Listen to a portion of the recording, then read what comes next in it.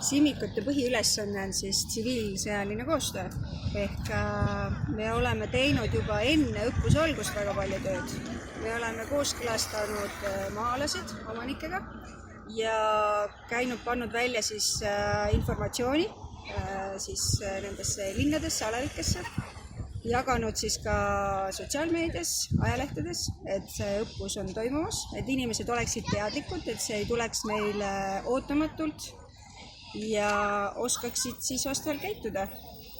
Mis on selle esimese 48 tunni jooksul siis selline kõige suurem väljakutse olnud? Kas inimesed teavad, et õppus toimub ja teevad koostööd?